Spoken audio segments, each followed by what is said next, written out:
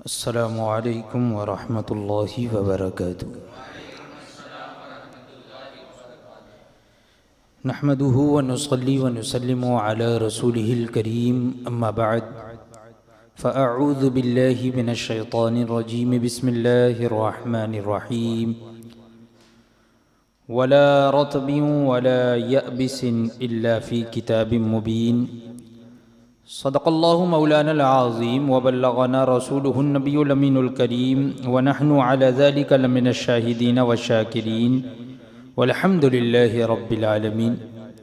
آئیے سب سے پہلے آقا نامدار مدنی تاجدار روحی فدا جناب احمد مجتبی محمد مصطفیٰ صلی اللہ تعالی علیہ وسلم کی بارگاہ بے کس پناہ میں ہدیہ درود نچھاور کریں۔ اللہم صلی علی سیدنا و مولانا محمد معدن الجود والکرم والہ الکرام وابنہ الکریم وبارک وسلم صلاة و سلاما علیکہ یا سیدی یا رسول اللہ صلی اللہ تعالی علیہ وسلم۔ جماعت رضائے مصطفیٰ کے زیر انتظام اس ہفتہ واری سنی دینی نشست میں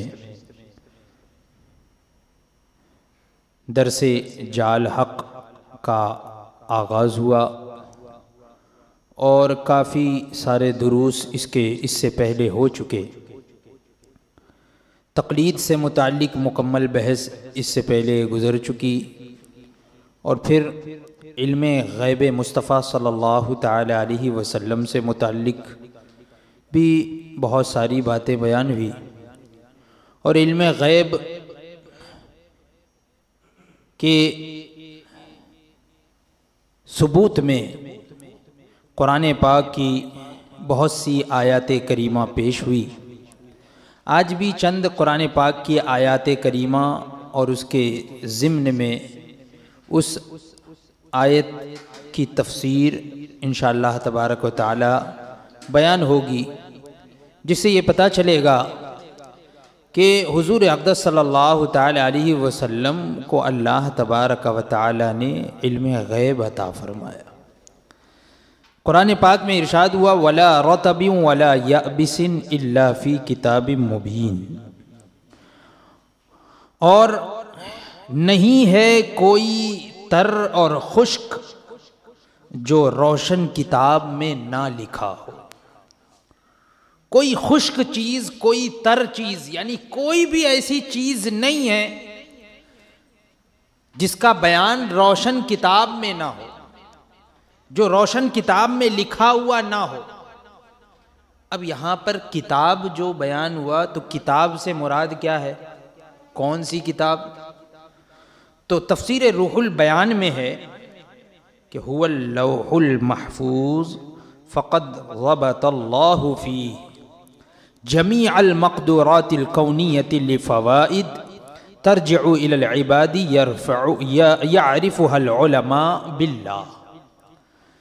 مطلب یہ ہے، فرماتے ہیں کہ وہ کتاب سے مراد وہ لوح محفوظ ہے کہ اللہ تبارک و تعالی نے اس میں ساری ہو سکنے والی چیزیں جمع فرما دی، اور ان فائدوں کی وجہ سے، ان فائدوں کے لیے، ان فائدوں کی وجہ سے جو بندوں کی طرف لوٹتے ہیں ان علماء رب، اور ان کو علماء ربانی جانتے ہیں۔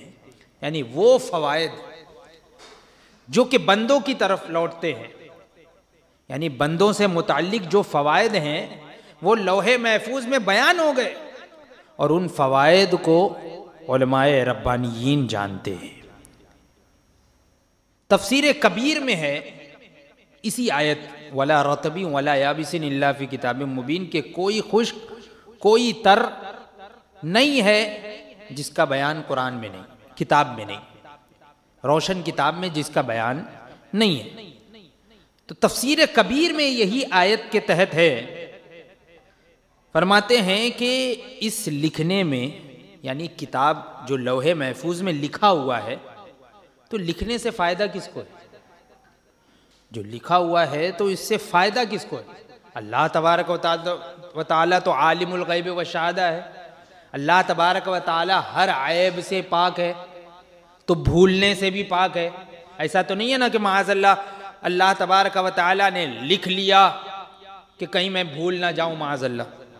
تو لوح محفوظ میں لکھنے کا فائدہ کیا ہے؟ تو تفسیر کبیر میں ہے کہ اس لکھنے میں چند فائدے ہیں.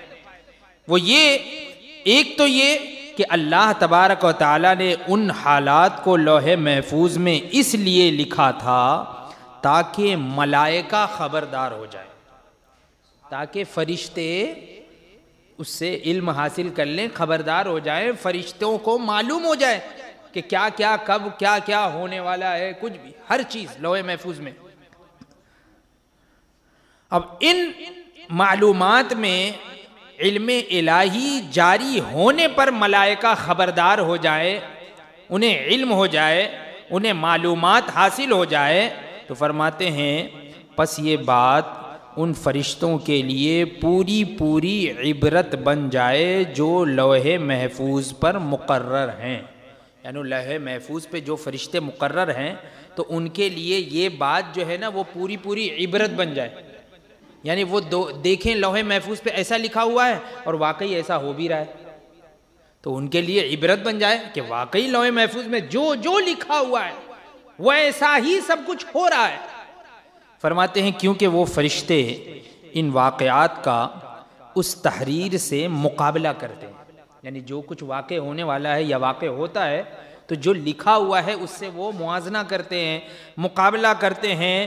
جو عالم میں نئے نئے ہوتے رہتے ہیں تو اس کو لوح محفوظ کے موافق پاتے ہیں. تو ایک تو وجہ یہ ہے کہ لوح محفوظ لکھنے کی وجہ یہ ہے کہ فرشتے دیکھیں اور اس سے عبرت حاصل کریں. تفسیر خازن میں اسی آیت کے تحت ہے، فرماتے ہیں کہ دوسری توجیہ یہ ہے، ایک توجیہ تو بیان ہو گئی، ایک تفصیل تو بیان ہو گئی لوح محفوظ لکھنے کی. اب دوسری وجہ، دوسری توجیہ یہ ہے کہ کتاب مبین سے مراد لوح محفوظ ہے، کیونکہ اللہ تبارک و تعالی نے اس میں جو کچھ ہوگا اور جو کچھ آسمان و زمین کی پیدائش سے پہلے ہو چکا سب کا علم لکھ دیا. اور ان تمام چیزوں کے لکھنے سے اس کتاب میں فائدہ یہ ہے کہ فرشتے اس کے علم کے جاری کرنے پر واقف ہو جائیں. یعنی فرشتے واقف ہو جائیں کہ کیا کرنا ہے، جاری کرنے پر واقف ہو جائے. یہ دوسری وجہ. تفسیر مدارک میں اسی آیت کریمہ کے تحت ہے کہ وَهُوَ عِلْمُ اللَّهِ أَوِ اللَّوْحِ، کہ وہ یعنی قرآن پاک کی یہ جو آیت ہے اس میں جو کتاب کا لفظ آیا ہے تو کتاب سے مراد بعض مفسرین نے کیا فرمایا کہ لوح محفوظ. تو تفسیر مدارک میں ہے کہ وہ کتاب یا تو علم الہی ہے یا لوح محفوظ ہے. یعنی یہاں پر بھی لوح محفوظ آ گیا. بتانا یہ ہے کہ کتاب سے مراد تفسیر میں کیا آیا ہے؟ لوح محفوظ. تفسیر تنویر القیاس فی تفسیر ابن عباس میں اسی آیت کے ماتحت ہے کہ یہ تمام چیزیں لوح محفوظ میں ہیں کہ ان کی مقدار اور ان کا وقت بیان کر دیا گیا ہے. یعنی لوح محفوظ میں ہر ایک کی مقدار بھی بیان کر دی گئی ہے، ہر ایک کا وقت بھی بیان کر دیا گیا ہے. کون کتنا جیے گا، کب مرے گا، کیا ہوگا، کیا نہیں ہوگا، کتنا کمائے گا، کتنا لٹائے گا، کیا کرے گا، کیا نہیں کرے گا. ہر چیز اور ہر ایک چیز کا وقت بھی بیان کر دیا گیا ہے لوح محفوظ پہ. تو فرماتے ہیں علامہ مفتی احمد یار خان نعیمی علیہ الرحمہ فرماتے ہیں کہ اس آیت اور ان تفاسیر سے معلوم ہوا کہ لوح محفوظ میں ہر خشک و تر ادنا و اعلیٰ چیز ہے اور لوح محفوظ کو فرشتے اور اللہ کے خاص بندے جانتے ہیں. لوح محفوظ کو کون لوگ جانتے ہیں؟ فرشتے جانتے ہیں اور اللہ کے خاص بندے جانتے ہیں. اور علم مصطفیٰ صلی اللہ تعالی علیہ وسلم ان سب کو محیط ہے. جب فرشتے جانتے ہیں تو حضور کا علم تو ان سب کو محیط ہے، یعنی ان سب کو گھیرے ہوئے، سب سے بڑھ کر حضور کا علم ہے. تو جب فرشتے اور دوسرے اللہ کے خاص بندے لوح محفوظ کا علم جانتے ہیں تو حضور کیوں نہ جانے؟ کیونکہ حضور اقدس صلی اللہ تعالی علیہ وسلم کا علم تو ان سب کو محیط ہے، یعنی سب کو گھیرے ہوئے ہے، وہ تو فرشتوں کے بھی علم کو گھیرے ہوئے ہے، تمام مخلوقات کے علم کو گھیرے ہوئے ہے۔ لہٰذا یہ تمام علوم علم مصطفیٰ صلی اللہ تعالی علیہ وسلم کے دریا کے قطرے ہیں۔ واہ واہ، سبحان اللہ ایک سبحان دریا اللہ۔ کا قطرہ ہے سمجھ لیجئے حضور کے علم کا، یعنی لوح محفوظ کا بھی علم یہ سمجھ لیجئے کہ حضور کے علم کے دریا کا ایک قطرہ ہے یا چند قطرے ہیں، یوں سمجھ لیجئے۔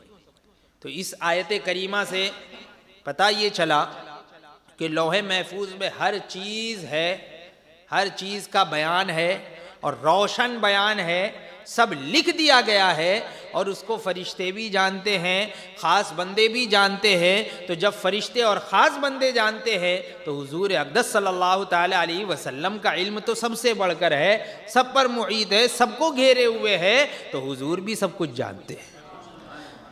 اسی طریقے سے قرآن پاک میں ہے کہ نزلنا علیک الکتاب تبیانا لکل شیء، اور ہم نے تم پر یہ قرآن اتارا، یعنی یہاں پر خطاب جو ہے حضور سے کہ اے محبوب ہم نے تم پر یہ قرآن اتارا کہ ہر چیز کا روشن بیان ہے۔ تم پر یہ قرآن اتارا، یہاں کتاب سے مراد قرآن ہے۔ پہلی والی آیت میں کتاب سے مراد لوح محفوظ، یہاں پر کتاب سے مراد کتاب اللہ، یعنی یہاں پر قرآن مجید، اور قرآن مجید کی تعریف ہو رہی ہے، اس کی صفت بیان ہو رہی ہے تبیانا لکل شیء، کہ اس میں ہر چیز کا روشن بیان ہے، ہر چیز کا روشن بیان ہے۔ روشن کسے کہتے ہیں؟ روشن کا معنی ہوتا ہے بالکل واضح طور پہ، کھلا ہوا، تفصیل کے ساتھ۔ پتہ یہ چلا کہ لوح محفوظ میں جو کچھ لکھا ہوا ہے اس کا بھی روشن بیان قرآن میں ہے، اس کی بھی تفصیل قرآن میں ہے۔ تو فرماتے ہیں کہ تفسیر حسینی یہی آیت نزلنا علیک الکتاب تبیانا لکل شیء، تو اسی کے تحت ہے۔ اس کا معنی یہ ہے کہ ہم نے آپ پر یہ کتاب یعنی قرآن دین و دنیا کی ہر چیز کا روشن بیان بنا کر بھیجی، تفصیلی اور اجمالی، یعنی اس میں تفصیل بھی ہے اور اجمال بھی، یعنی شارٹ کا بیان بھی ہے، شارٹ میں بھی ہے اور تفصیل بھی ہے، تفصیل کے ساتھ بھی ہے اور اجمال بھی ہے۔ تفسیر روح البیان میں اسی آیت کے تحت ہے، فرماتے ہیں کہ اس کے بیان کے لیے جو دینی چیزوں سے تعلق رکھتی ہوں اور اس میں سے امتوں اور ان کے پیغمبروں کے حالات ہیں، یعنی اس قرآن پاک میں جو چیزیں بیان ہوئی ہیں تو وہ کن چیزوں کے متعلق ہیں؟ امور دین سے متعلق ہے، یعنی امور دنیا سے متعلق ہے، یعنی دین کے متعلق تمام چیزیں، دنیا کے متعلق تمام چیزیں، تمام امتوں کے حالات اور ان کے انبیاء کے بھی حالات، ہر چیز کا بیان ہے۔ تفسیر اتقان میں ہے اسی آیت کے تحت کہ حضرت مجاہد نے ایک دن فرمایا کہ عالم میں کوئی شے، کوئی چیز ایسی نہیں جو قرآن میں نہ ہو، دنیا میں، کائنات میں کوئی چیز ایسی نہیں جو قرآن میں نہ ہو۔ تو ان سے کسی نے پوچھا، کسی نے یہ کہا، ان سے یہ کہا گیا کہ سرایوں کا ذکر کہاں ہے قرآن میں؟ سرائے یعنی جہاں پر جو ہے مسافر جا کر ٹھہر جاتا ہے یا کوئی اور جا کر وہاں پہ رہتا ہے، یعنی اس کو وطن نہیں بناتا انسان، کبھی کبھی جا کر وہاں پہ رہ گئے۔ تو قرآن میں اس کا ذکر کہاں ہے؟ تو انہوں نے فرمایا کہ اس آیت میں ہے کہ تم پر گناہ نہیں کہ تم ان گھروں میں داخل ہو جس میں کوئی رہتا نہ ہو اور تمہارا وہاں سامان ہو۔ تو یہاں پر اس آیت میں سرائے مراد ہے، یعنی قرآن میں ہر چیز کا بیان ہے، ہر چیز کا بیان ہے۔ ہاں، علم حاصل ہونا چاہیے ویسے ہی۔ تو اس آیت اور ان تفاسیر سے معلوم ہوا کہ قرآن کریم میں ہر ادنا اور اعلیٰ چیز ہے، اور قرآن رب تبارک و تعالی نے محبوب کو سکھایا۔ الرحمن علم القرآن، رحمان نے اپنے محبوب کو قرآن سکھایا، تو یہ تمام چیزیں علم مصطفیٰ میں آ گئی۔ حضور کے علم میں یہ تمام چیزیں آ گئی، یعنی قرآن کا علم آ گیا، تو قرآن میں جب تفصیلی بیان ہے، روشن بیان ہے، تو حضور کو ہر قرآن پاک میں یہ بھی ارشاد ہوا کہ وَتَفْصِيلَ الْكِتَابِ لَا رَيْبَ فِيهِ، اور لوح محفوظ میں جو کچھ لکھا ہے قرآن سب کی تفصیل ہے۔ لوح محفوظ میں جو کچھ لکھا ہے قرآن سب کی تفصیل ہے، لا ریب فیہ، اس میں کچھ شک نہیں، اس میں کوئی شک نہیں ہے۔ جلالین شریف تفسیر کی بڑی مشہور کتاب، پرانی کتاب جلالین، اسی آیت کے تحت ہے کہ یہ تفصیلی کتاب ہے، یعنی قرآن پاک یہ تفصیلی کتاب ہے، اس میں وہ احکام اور ان کے سوا دوسری چیزیں بیان کی جاتی ہیں جو اللہ تبارک و تعالی نے لکھ دی، اس کی تفصیل ہے قرآن میں۔ اور تفسیر جمل میں اسی آیت کے تحت ہے، یعنی لوح محفوظ میں تمام تفصیل ہے، یعنی کتاب سے مراد یہاں قرآن نہیں، بلکہ بعض تفسیروں میں یہ لیا، بعض تفاسیر میں یہ لکھا کہ یہاں مراد لوح محفوظ ہے۔ اور اس سے پہلے میں بیان کر چکا ہوں کہ چاہے قرآن مراد ہو یا لوح محفوظ مراد ہو، حضور کے علم میں تو دونوں ہے، حضور کے علم میں لوح محفوظ بھی ہے اور قرآن بھی ہے، روح البیان میں ہے۔ اسی آیت کے تحت جس کا ترجمہ یہ ہے کہ یہ قرآن ان شرعی اور حقیقت کی چیزوں کی تفصیل ہے جو ثابت کی جا چکی ہیں، یعنی لوح محفوظ میں جو لکھی جا چکی ہے، اور تعویلات نجمیہ میں ہے کہ اس تمام کی تفسیر ہے جو تقدیر میں آ چکی ہے، یعنی تقدیر جو لکھی جا چکی ہے اور اس کتاب میں لکھی جا چکی ہیں جس میں رد و بدل نہیں ہوتا، کیونکہ وہ کتاب ازلی اور ابدی ہے، یعنی جو کچھ لکھا جا چکا ہے اس کی تفصیل قرآن میں ہے، اس کی تفصیل قرآن میں ہے۔ اور قرآن تو رحمان نے اپنے محبوب کو قرآن سکھایا، تو سکھانے والا رحمان ہے، رب تبارک و تعالی نے اپنے محبوب کو قرآن کا علم عطا فرما دیا، قرآن سکھا دیا، اور قرآن میں ہر چیز کا تفصیلی بیان ہے، ہر چیز کی تفصیل ہے، تو پتہ یہ چلا کہ حضور کو تمام کائنات کی تفصیلات کا علم ہے۔ تو اس آیت و تفسیر سے ثابت ہوا کہ قرآن کریم میں احکام شرعیہ اور تمام علوم موجود ہیں، اور اس آیت سے پتہ لگا کہ قرآن میں سارے لوح محفوظ کی تفصیل ہے، اور لوح محفوظ میں سارے علوم ہیں، وَلَا رَطَبٍ وَلَا يَابِسٍ إِلَّا فِي كِتَابٍ مُبِينٍ۔ ابھی میں نے اس سے پہلے یہ آیت پڑھی تھی کہ کوئی تر چیز، کوئی خشک چیز نہیں ہے مگر اس کا بیان روشن کتاب میں ہے، یعنی روشن کتاب میں اس کا ذکر ہے، یعنی لوح محفوظ میں اس کا ذکر ہے، اور اسی لوح محفوظ کی تفصیل قرآن ہے۔ تو فرماتے ہیں کہ قرآن حضور کے علم میں ہے، الرحمن علم القرآن، رحمان نے اپنے حبیب کو قرآن سکھایا، لہٰذا ساری لوح محفوظ یہ حضور کے علم میں ہے، کیونکہ قرآن لوح محفوظ کی کیا ہے؟ تفصیل ہے۔ تو جب قرآن لوح محفوظ کی تفصیل ہے تو اس کا مطلب یہ ہوا کہ حضور کے علم میں ساری لوح محفوظ بھی ہے نا، اسی کی تفصیل تو ہے قرآن پاک۔ اسی طریقے سے قرآن پاک میں یہ بھی ارشاد ہوا، ما کان حدیثا یفترا ولکن تصدیق الذی بین یدیہ وتفصیل کل شیء، کہ یہ کوئی بناوٹ کی بات نہیں، حدیثا یفترا بنائی ہوئی بات نہیں ہے، کسی کی بنائی ہوئی گڑھی ہوئی بات نہیں، اپنے سے اگلے کلاموں کی تصدیق ہے، اگلے کلاموں کی یہ کیا ہے؟ تصدیق ہے، اور ہر چیز کا مفصل بیان۔ تفسیر خازن میں اسی آیت کے تحت ہے، یعنی اس قرآن میں جو آپ پر اتارا گیا اے محمد صلی اللہ تعالی علیہ وسلم، ہر اس چیز کی تفصیل ہے جس کی آپ کو ضرورت ہو، حلال اور حرام، سزائیں اور احکام، قصے اور نصیحتیں اور مثالیں، ان کے علاوہ اور وہ چیزیں جن کی بندوں کو اپنے دینی و دنیاوی معاملات میں ضرورت پڑتی ہے، ہر چیز کی تفصیل حضور کو بتا دی۔ قرآن پاک میں ہر چیز کی تفصیل ہے۔ تفسیر حسینی میں ہے کہ اس قرآن میں ہر اس چیز کا بیان ہے جس کی دین و دنیا میں ضرورت ہو۔ اسی طریقے سے کتاب الاعجاز لابن سراقہ میں ہے کہ عالم میں کوئی چیز ایسی نہیں ہے جو قرآن میں نہ ہو۔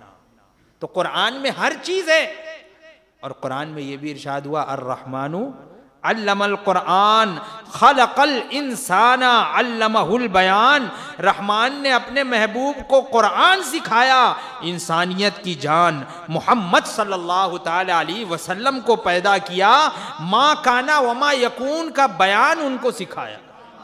یہ تو قرآن میں ہے، علمہ البیان، ان کو بیان سکھا دیا، یعنی ما کانا وما یکون کا علم عطا فرما دیا۔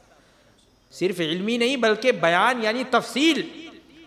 تفسیر معالم التنزیل و حسینی میں اسی آیت کے تحت ہے کہ اللہ تبارک و تعالی نے انسان، یہاں پہ کیا ہے؟ خلق الانسان، تو انسان سے مراد کون ہے؟ تو تفسیر حسینی اور تفسیر معالم التنزیل میں ہے کہ انسان یعنی محمد الرسول اللہ صلی اللہ تعالی علیہ وسلم کو اللہ تبارک و تعالی نے پیدا فرمایا، اور ان کو بیان سے مراد کیا فرماتے ہیں؟ بیان یعنی ساری اگلی پچھلی باتوں کا بیان سکھا دیا۔ تفسیر خازن میں کہا گیا ہے کہ انسان سے مراد محمد صلی اللہ تعالی علیہ وسلم ہیں کہ ان کو اگلے پچھلے امور کا بیان سکھا دیا گیا، کیونکہ حضور کو اگلوں اور پچھلوں کی اور قیامت کے دن کی خبر دے دی گئی۔ حضور کو اگلے دن، پچھلے دن اور قیامت کے دن کی بھی خبر دے دی گئی۔ روح البیان میں اسی آیت کے تحت ہے کہ ہمارے نبی علیہ السلام کو رب تبارک و تعالی نے قرآن اور اپنی ربوبیت کے بھید سکھا دیے، رموز سکھا دیے، جو چھپی ہوئی مخفی باتیں ہیں وہ سکھا دی، جیسا کہ خود رب تبارک و تعالی نے فرمایا کہ آپ کو سکھا دیں وہ باتیں جو آپ نہیں جانتے تھے، آپ کو وہ سکھا دیا جو آپ نہیں جانتے تھے۔ وَعَلَّمَكَ مَا لَمْ تَكُنْ تَعْلَمُ، اس سے پہلے یہ آیت گزر چکی کہ جو کچھ آپ نہیں جانتے تھے رب تبارک و تعالیٰ نے آپ کو سکھا دیا۔ تفسیر مدارک میں اسی آیت کے تحت کہ انسان سے مراد جنس انسانی ہے یا آدم علیہ السلام ہے یا حضور ہے، یہ تفسیر مدارک میں ہے کہ یہاں پہ انسان سے مراد یا تو جنس انسانی ہے یعنی انسان مراد ہے، یا آدم علیہ السلام مراد ہے، یا حضور مراد ہے۔ اب معالم التنزیل میں اسی آیت کے تحت یہ بھی ہے کہ کہا گیا ہے کہ اس آیت میں انسان سے مراد حضور ہے، اور بیان سے مراد ہے کہ آپ کو وہ تمام باتیں سکھائی جو آپ نہ جانتے تھے۔ تفسیر حسینی میں اسی آیت کے تحت ہے کہ یہاں مراد ہے کہ پیدا فرمایا حضور کی ذات کو اور سکھایا ان کو جو ہو چکا ہے یا جو کچھ ہوگا۔ تو ان آیتوں اور تفاسیر سے معلوم ہوا کہ قرآن میں سب کچھ ہے، اور اس کا سارا علم حضور علیہ الصلاۃ والسلام کو عطا کر دیا گیا ہے۔ تو ان آیات کریمہ کی روشنی میں پتہ چلا کہ حضور اکرم صلی اللہ تعالی علیہ وسلم کو اللہ تبارک و تعالی نے صرف کچھ علم غیب ہی نہیں بلکہ ما کانا وما یکون سے بھی بڑھ کر علم غیب عطا فرمایا۔ صرف ما کانا وما یکون بھی نہیں بلکہ اس سے کہیں بڑھ کر اللہ تبارک و تعالیٰ نے حضور کو علم غیب پر مطلع فرمایا ہے نا، کیونکہ ما کانا وما یکون کا علم اس سے پہلے میں بتا چکا ہوں کہ حضرت آدم علیہ السلام کو بھی تھا۔ وَعَلَّمَ آدَمَ الْأَسْمَاءَ كُلَّهَا، اللہ تبارک و تعالیٰ نے تمام چیزوں کے نام سکھا دیے، تو وہ تمام چیزیں تو ہر چیز آ گئی، پوری کائنات کی چیز آ گئی نا، اور یہ ساری کائنات اسی کو تو ما کانا وما یکون بولتے ہیں۔ تو ما کانا وما یکون کا علم تو حضرت آدم علیہ السلام کو بھی تھا، یہ قرآن کی آیت سے ثابت ہے۔ تو حضور اقدس صلی اللہ تعالی علیہ وسلم کا علم تو ان سب کو محیط ہے، سب کے علم کو گھیرے ہوئے۔ تو حضور اقدس صلی اللہ تعالی علیہ وسلم کا علم تو ما کانا وما یکون کے علم سے بھی بڑھ کر ہے۔